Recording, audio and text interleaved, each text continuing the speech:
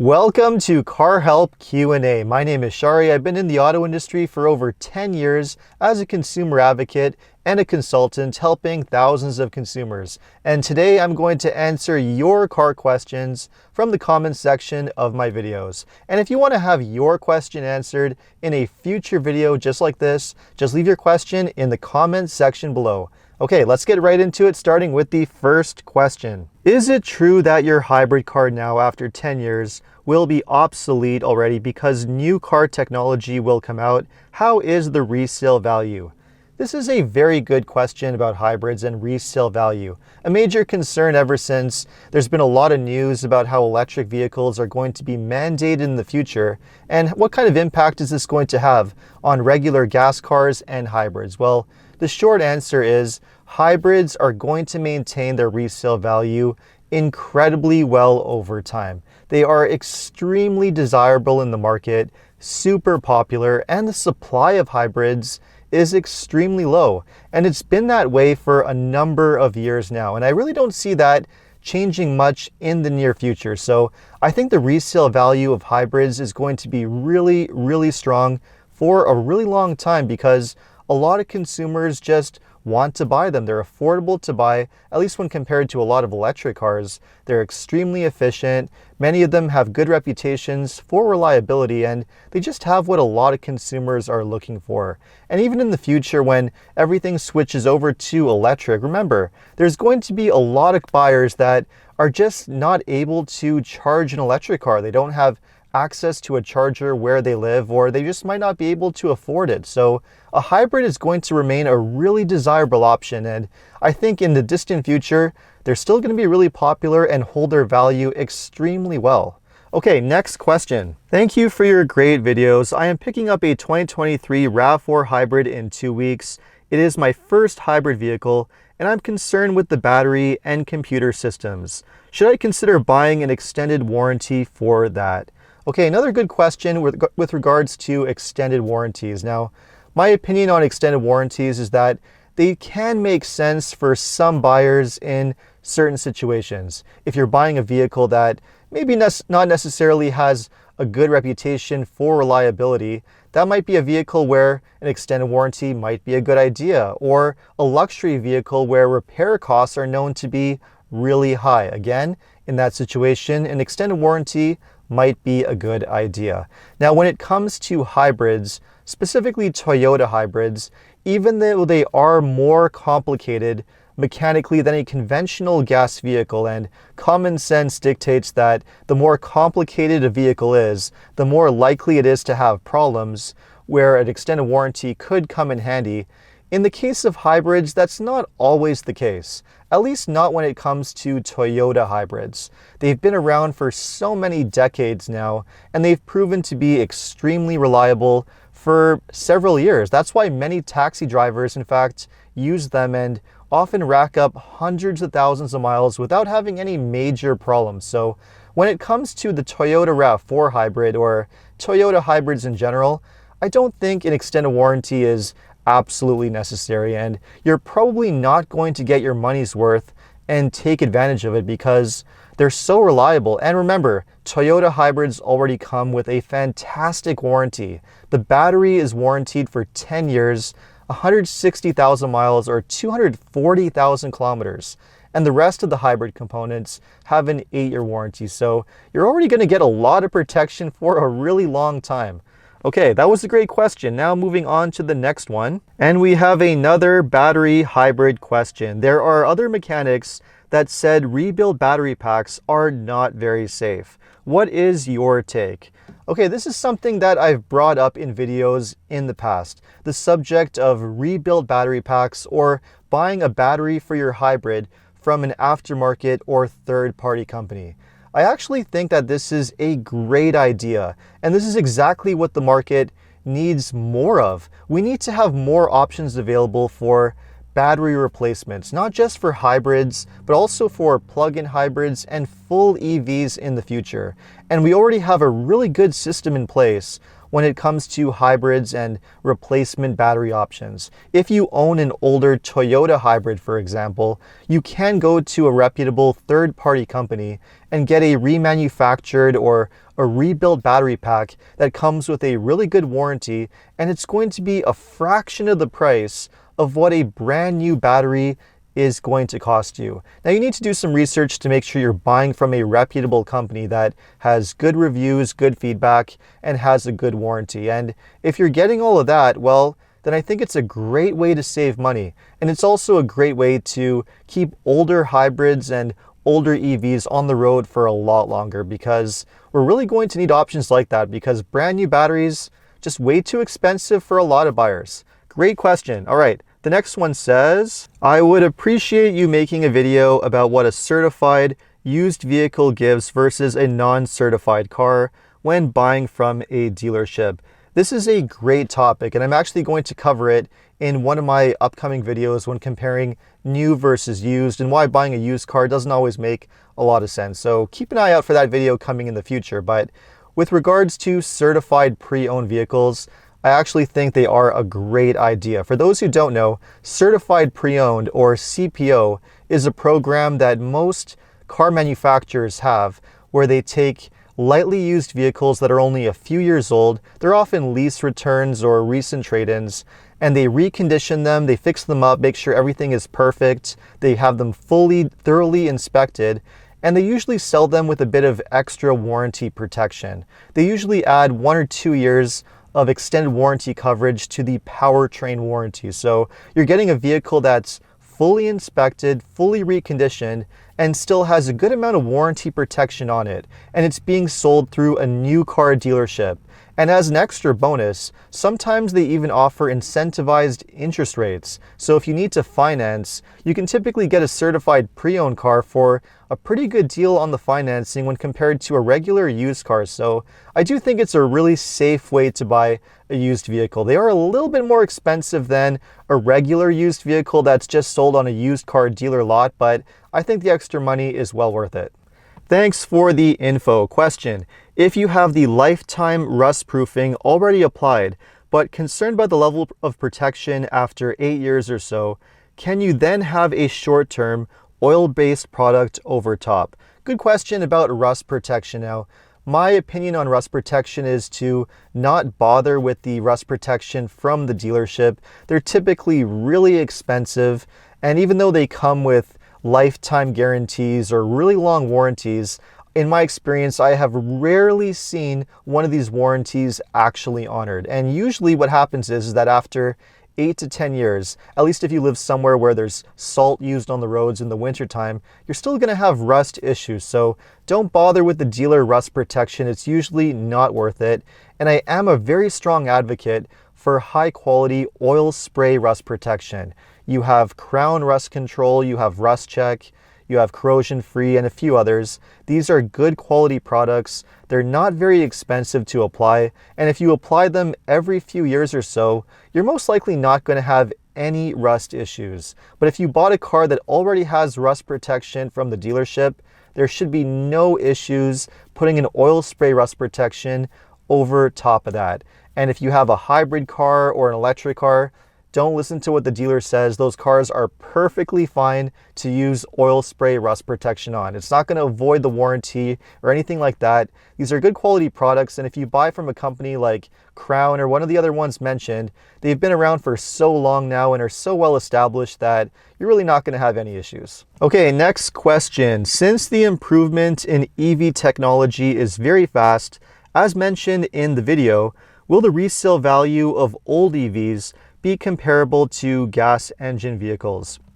So, another question about the resale value. Now, this one has to do with older first generation electric vehicles and what their resale value is going to be like in the future. Now, I actually very strongly believe that older electric vehicles are likely going to be worth less than reliable conventional gas vehicles in the future. And there's a really good reason for that.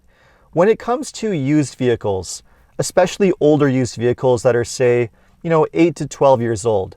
Most consumers shopping for these kinds of vehicles are just looking for something that's affordably priced, not too expensive, something that's going to be reliable, not cost a lot of money when it comes to maintenance and repairs. And for that type of vehicle, the best kind of car to buy is just a simple gas vehicle, something like a compact economy car like a Toyota Corolla or a Honda Civic. And there's always going to be a really strong market for cars like that because there are a lot of consumers that just can't afford anything that's newer and more expensive.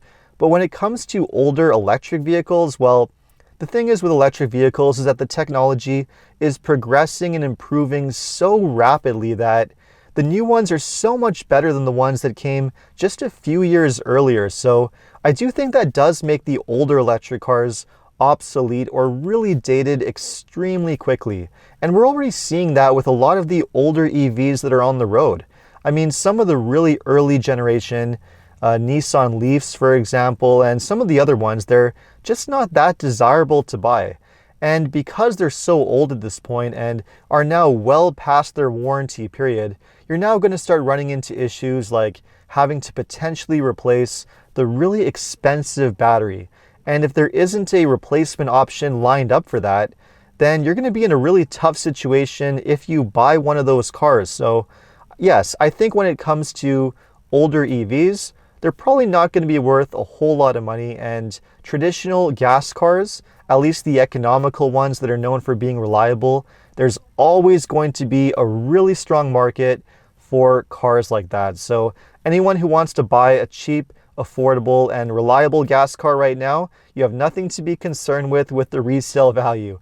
Even in the future when all cars go fully electric, believe me, there's still going to be a market for cars like that. And now for the next question. I am 19 years old. September I got a Toyota Corolla SE manual, which in my understanding is on a short-term lease.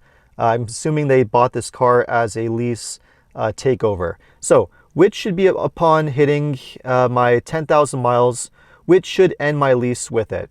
I want a GR86. It's my dream car to keep, but I understand leasing is cheaper. Should I finance instead of leasing if I get the chance? So this is basically a lease versus finance question. I have made videos covering the subject before, comparing which one makes more sense. But what you essentially need to understand is that at the end of the day, in the end, you are going to be paying roughly the same amount of money regardless of which option you choose. It's a misconception that leasing or financing, whichever one, is significantly cheaper in the end than the other. In the end, they both end up costing you roughly the same. They're just different ways of buying a car. When you finance a car, you're making payments on the entire purchase price, and once you've made all your payments, the car belongs to you. Whereas when you lease a car, you're only making payments on a portion of the total price. Basically, you're just making payments on that car's depreciation, which means your payments are lower, but at the end of the lease, you have to decide whether you want to just return the car back or you want to buy out the lease and pay the balance that you owe, the buyout. So they're just different ways of buying a car, but typically, unless you're a business owner and you're able to write off your lease payments as a business expense, or you're just the type of person who doesn't mind always having payments and you always want to be in a new car every few years, then leasing makes sense. But otherwise, financing is usually the better option for most buyers. And now moving on to a question about Mazda. From your experience, how would you see the long-term reliability and service costs of the all-new engine and transmission by Mazda? Now, in this question, they're referring to what's in the brand new Mazda CX-90 and the CX-70. Now, these are all new vehicles that use a new turbo inline 6-cylinder engine that Mazda just introduced, as well as a new 8-speed automatic transmission. I'm a big fan of these SUVs. I test drove the CX-90. It's a great SUV. It has tremendous performance, very good handling. It feels very luxurious, very nice to drive. But it is an all-new drivetrain, and there have been videos that have claimed that it has a rather complicated design that might make it tricky to service down the road out of warranty when it eventually will start needing some repairs. Now, my take on that is Mazda does have a very strong reputation when it comes to reliability. They generally make very high quality vehicles and their track record is extremely strong. So I would be willing to give them the benefit of the doubt in this case. I don't want to call a vehicle unreliable unless there's evidence or a track record to prove that's going to be the case. So in this situation, I think I would still give the Mazda a chance. But if you want to be on the safe side and you really want to buy a CX-90 or a CX-70, I would personally go with the plug-in hybrid. The plug-in hybrid just uses a very simple, naturally aspirated, 4-cylinder Skyactiv Mazda engine. Basically the same engine that's been in the CX-5, the Mazda 3, the CX-50, and other models for over a decade now. So it's a very well proven engine, very reliable. So if you want to be on the safe side, that's the one that I would personally go with for those models. And now another engine question. What are your thoughts on the 2024 Toyota Highlander and the turbo engine? It is the second year of this engine change. It is Toyota reliability or has not been around long enough to rate its reliability. Thanks for your time. So another good question. The Highlander was introduced in 2023 with a brand new turbo engine, a 2.4 turbo 4-cylinder engine that replaced the old well-proven 3.5 liter V6 engine. And this was a bit of a controversial move because that V6 engine was so well proven and so reliable. And to be perfectly honest, I do prefer that V6 engine over the new Turbo 4, but in its defense, the new Turbo 4 does have really good power. It has more low-end torque, and it was basically introduced for emissions reasons. That's just the way things are nowadays, but that's not necessarily a bad thing. In the case of this specific engine, firstly, it has been around since 2021, used and introduced in the Lexus NX crossover, and usually when Toyota puts an engine in both its Lexus models and its Toyota models, it has to be a really well-proven and thoroughly debugged engine. They're not going to take any chances with Lexus because the Lexus brand is known for its amazing reliability. So I think that's one way you know that it's going to be a safe bet.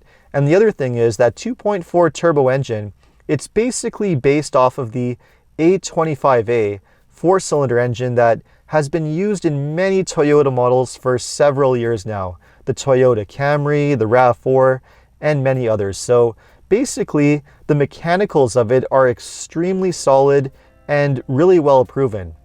So I don't think there's any major concerns there.